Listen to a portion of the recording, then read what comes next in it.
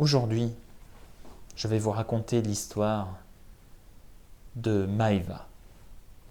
Mais avant ça, savez-vous ce que c'est la paralysie du sommeil ? La paralysie du sommeil, c'est ce sentiment de vous réveiller et de ne plus avoir le contrôle de votre propre corps, d'être piégé à l'intérieur. Souvent accompagné d'un sentiment de présence dans la pièce et parfois de visions horrifiques. On estime que 30 à 40% des personnes qui connaissent ou connaîtront au moins une fois le phénomène de paralysie du sommeil. Abonne-toi pour ne pas rater les prochains épisodes et like la vidéo pour soutenir la chaîne.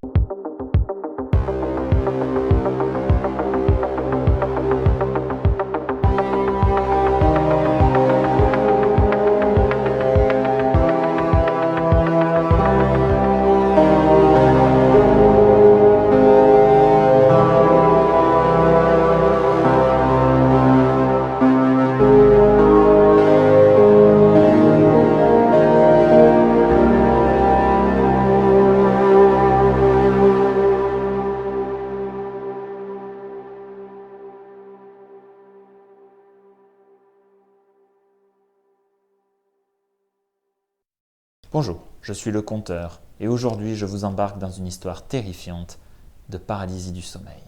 Je vais vous raconter l'histoire de Maeva, une adolescente de 16 ans. Maeva a toujours vécu dans la même ville, la même maison. Elle est fille unique. Maeva n'aime pas trop se montrer. Elle est introvertie. Elle a quelques amis, mais ce n'est pas une grande fan des sorties. Elle préfère rester chez elle, dans son cocon. Maeva doit emménager chez sa mère. Ses parents viennent de se séparer. Pour la première fois de sa vie, Maeva va devoir vivre dans une nouvelle maison. Elle quitte donc une maison de centre-ville pour aller habiter à l'extérieur de la ville, dans un grand appartement. Son père, lui, est parti habiter à une centaine de kilomètres d'ici. Maeva a donc fait le choix de rester avec sa mère pour garder le plus de repères possible. Mais surtout, elle en veut à son père qui a trompé sa mère. Pendant que Maeva range sa chambre, elle se rend compte que le parquet grince énormément. Après avoir installé les meubles, avoir vidé les cartons, Maeva et sa mère sont fatiguées, ce qui est logique après une telle journée. Elles vont se coucher. Dans la chambre de Maeva, il y a un placard avec des portes coulissantes. Maeva étant un peu maniaque, elle vérifie que tout est bien fermé. Tout est ok pour passer une bonne nuit. Seule la porte de la chambre reste ouverte. Maeva garde cette habitude depuis qu'elle est petite. Maeva éteint la lumière, se couche sur le dos et peut enfin dormir. Pendant la nuit, Maeva est réveillée. Elle a une sensation de présence dans la chambre. Elle entend le parquet craquer, comme si quelqu'un s'approchait d'elle, de son lit. Alors qu'elle cherche à allumer la lumière de sa chambre, l'interrupteur se trouvant au-dessus de son lit, légèrement sur sa gauche, Maeva se rend compte qu'elle ne peut plus bouger. La présence s'approche d'elle. Quelque chose se pose sur son lit. Elle ressent le lit s'affaisser. La respiration de Maeva est forte. Elle a peur, ne comprend pas ce qui se passe. Elle cherche alors à crier pour alerter sa mère. Aucun son ne sort de sa bouche. Finalement, Maeva se dit qu'elle va compter jusqu'à 3, puis prendre le courage pour allumer la lumière. Allez, 1, 2, 3. Maeva tend le bras, allume la lumière et se rend compte qu'il n'y a personne. Maeva se sent vidée, épuisée. Elle est en sueur. Elle regarde le réveil. Il est 6 heures du matin. Après avoir passé plutôt une bonne journée au lycée en compagnie de ses amis, Maeva rentre chez elle par le métro, puis le bus. C'est l'hiver. Les gens autour d'elle sont habillés avec de longs manteaux. Elle rentre enfin chez elle. Elle discute avec sa mère. Maeva a quasiment oublié le cauchemar de la nuit dernière. Elle a décidé de n'en parler à personne, car pour elle, ce n'est juste qu'un cauchemar. Maeva mange une bonne soupe chaude devant la télé, puis part faire sa toilette. Elle constate que le robinet de la salle de bain fuit et laisse donc échapper quelques gouttes. Sa mère appellera un plombier demain matin. La mère et sa fille partent se coucher dans leurs chambres respectives. Maïva fait le tour de sa chambre habituelle avant d'éteindre la lumière. Tout est ok. Elle se couche sur le dos et éteint la lumière. Pendant la nuit, un sentiment de présence réveille Maïva. Elle entend le placard s'ouvrir lentement. Maïva, comme la nuit précédente, essaie d'allumer, mais elle ne peut plus bouger. Sa respiration s'accélère. Le parquet craque. Le bruit s'approche de Maïva, petit à petit. Elle ouvre les yeux, dans le noir, mais ne distingue rien. Elle sent alors le lit s'affaisser à nouveau. Elle essaie de crier, mais aucun son ne sort de sa bouche. Dans la pénombre, il lui semble reconnaître une forme humanoïde. Un homme plutôt grand, assis sur le côté du lit qui la fixe. Maïva prend son courage et se dit, comme la dernière fois, elle va compter jusqu'à 3, puis attraper l'interrupteur. Allez, 1, 2 et 3. Quelque chose attrape alors les bras de Maïva. Elle se retrouve plaquée contre son lit, il ne peut plus bouger. Maïva recompte. 1, 2, 3. Elle hurle de toutes ses forces. « Maman !» Sa mère arrive en courant, allume la lumière. Il n'y a personne dans la pièce.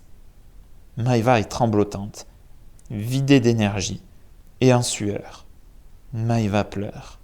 Elle est perdue, ne comprend pas ce qui se passe. Elle regarde son réveil. Il est 4 heures du matin. Elle regarde son placard, qui lui est bien entrouvert. Sa mère consolera Maïva tant bien que mal.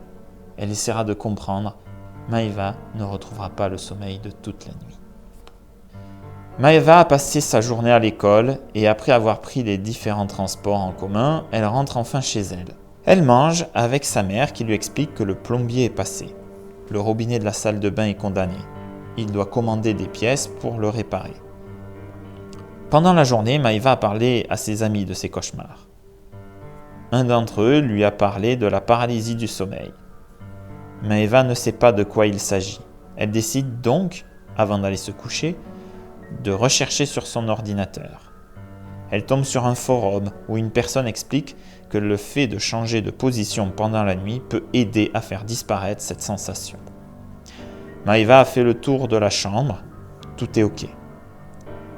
Elle se couche sur son côté droit et se retrouve face au réveil.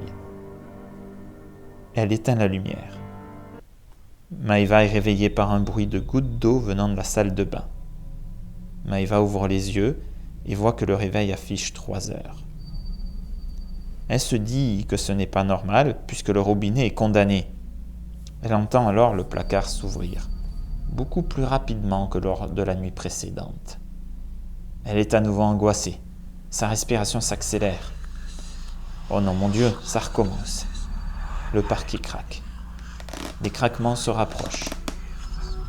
Elle essaie de se retourner pour voir, pour allumer la lumière, mais elle est complètement paralysée. Elle ressent alors le lit s'affaisser. Elle se met en tête de compter jusqu'à 3, puis d'allumer pour sortir enfin de ce cauchemar. Allez, 1, 2, 3. La présence, assise sur le lit, lui attrape alors les avant-bras. Mais pire que ça, elle est désormais contre elle. Elle ressent son corps. Elle ressent le long manteau de la présence. Elle essaie de crier mais n'y arrive pas. La présence lui murmure d'une voix ténébreuse dans l'oreille. « Tu es à moi. » Après cette horrible nuit, Maïva n'a plus dormi pendant plusieurs jours. Ses notes ont chuté. Ses amis la trouvent bizarre. Des médecins se sont occupés de son cas. Ils lui ont donné des conseils pour parvenir à dormir. Maïva ne fait quasiment plus de paralysie du sommeil. Néanmoins, parfois, la présence revient. Les médecins ne savent pas l'expliquer. Maïva raconte aujourd'hui ouvertement son histoire et se rend compte que beaucoup de personnes ont à subir la même présence. Et vous? Avez-vous déjà connu ce genre de cauchemar? Si ce n'est pas le cas, sachez que cela peut arriver à tout moment. Cette histoire a été écrite sur la base de plusieurs témoignages. Selon mon ami Wikipédia, Si tu as la référence cinématographique, dis-le moi en commentaire. Cauchemar, dérivé de coq-mère, utilisé au XVe siècle, il est formé de cocher et de mar. Cocher, dérivé de cochier, pressé, qui est un probable croisement entre l'ancien français cochier, foulé, pressé. Mar provient du mot picard, mar, emprunté au moyen néerlandais mar, fantôme, avec le même sens en allemand et en anglais. L'amara ou mar est un type de spectre femelle malveillant dans le folklore scandinave. On peut donc en conclure que cauchemar désigne une paralysie du sommeil. Le reste est donc des mauvais rêves. La paralysie du sommeil touche beaucoup de monde, mais jamais personne n'en est mort. Enfin, officiellement, pour le moment. D'ailleurs, je continue à enquêter sur le sujet. Si tu es victime de paralysie du sommeil, ton histoire peut m'intéresser. Envoie-moi un mail à l'adresse indiquée dans la description. Passe une bonne nuit.